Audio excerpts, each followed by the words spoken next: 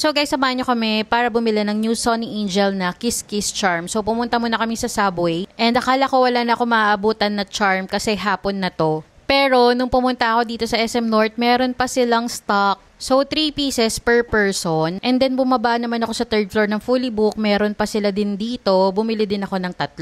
At ayan, naka-6 na box na ako. Pero alam ko may duplicate dyan. Tapos pumunta naman kami dito sa Zara. Ito yung mga new release nila ng mga backpack for kids. And then ito naman yung ibang design. Yung Mickey Mouse nasa 1995. Ito is nasa 1,595 pesos. Malambot yung texture neto compared dun sa Mickey Mouse. Tapos, ayan, nakita nga to ni Phoenix at tinuturo niya si Elsa. Sweater siya na merong kasamang pants or leggings. Tapos, ito guys, so Hello Kitty, ang cute.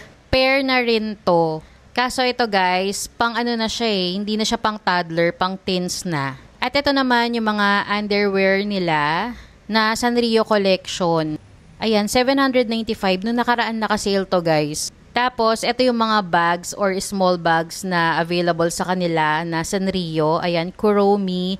Tapos, ito guys, Hello Kitty and Friends. Yung price nila is nasa 1,200 plus. At ito naman yung viral na bag sa Zara. Ito hindi siya naka-sale, 2,995 kasi ito yung large na size. Tapos dumaan lang kami dito sa Flying Tiger at meron pa nga sila ng parang spring na collection. So ayan guys, ang ganda pala ng collection na to. Ang dami mong pagpipilian, pwedeng pang regalo.